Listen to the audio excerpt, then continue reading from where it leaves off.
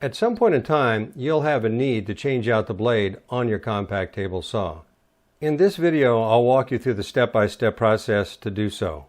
The table saw that I'm using for this demonstration happens to be a Ridgid compact table saw model R4516, but the steps that I'm showing you here pretty much apply to almost any other compact table saw.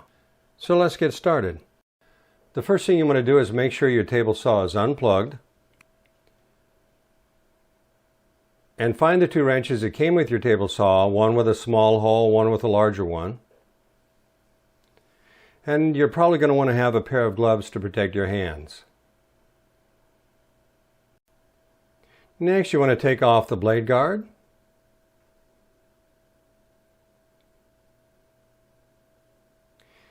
And then remove the anti-kickback paws. Now let's position the riving knife so it's easier to get to the blade. First, take off the table insert or throat cover. Release the lever that holds the riving knife in place. And then move the riving knife down as far as it'll go so that it won't interfere when you're taking out the blade. If this is the first time you've changed out a blade, these wrenches may be a little bit confusing. So let's take a closer look. So you see on the left-hand side, on the arbor or the shaft that the blade sits on, there's kind of a flat side, and that little notch in the wrench goes around that flat side. So I'm going to spin this around so you can see that a little bit better. See right there? Now it comes over to the other side. That's what this U-shaped part of the wrench fits over, is on those flat sides. So that wrench with the smaller hole at the other end goes on the left-hand side of the blade. Now let's look at the other side. See the nut that goes on there and the washer behind it? You're going to use the other wrench for that one. Also, make sure you clean the threads off thoroughly before you take off that nut, so you're not grinding any grease or oil or sawdust into the threads. But that's the wrench you're going to use on the right-hand side, and that's the wrench you're going to use on the left-hand side.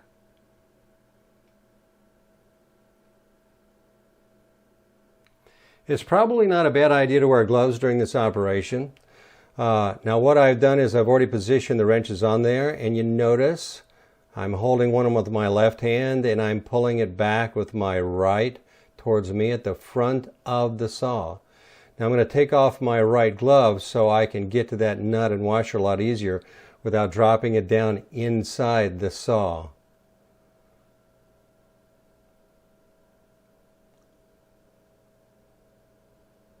There's the nut, and I'm wiggling the blade just a little bit to get that washer to come out where I can grab it. And there's the washer. So if you look at that closely, you can see which side goes towards the blade.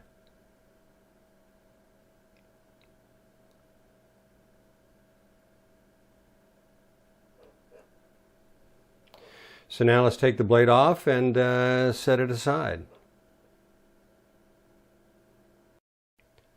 It's not a bad idea to clean and lubricate the arbor every time you take out the blade.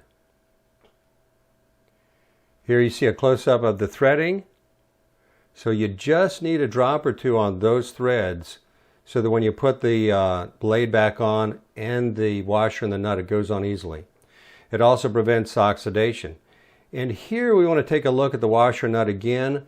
Those are the surfaces that are going to face the blade when you put the blade back on.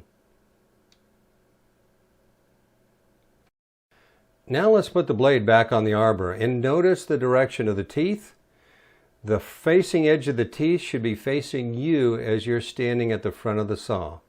The back edge of the trailing edge of the teeth should be faced towards the back of the saw. So place the blade on, then take the washer and put it back on exactly the way you found it.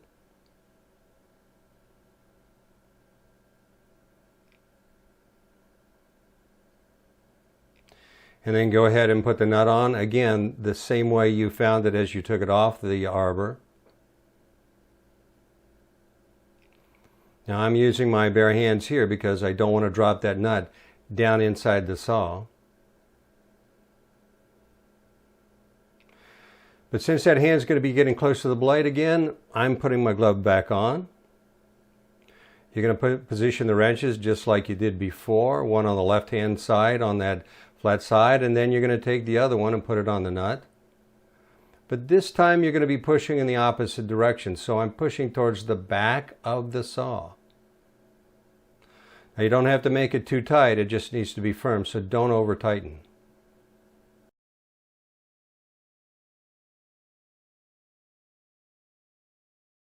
Now let's reposition the riving knife and put the throat plate back on.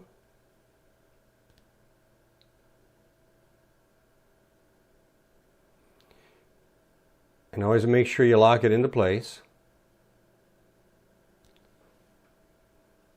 And let's put the throat plate back on. Of course, you're going to want to put back on your anti-kickback paws, as well as your blade guard, so let's go ahead and do that.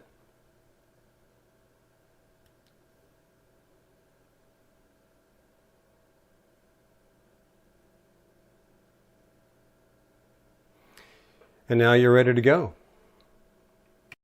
Well, I hope you found this video useful. If you did, please press like and share with your friends. I have a number of other videos related to table saws, and I've put the links to those in the description below, so make sure you check them out. If you're not already a subscriber, I would love to have you as a subscriber. Thanks for watching, and as always, good luck on your projects.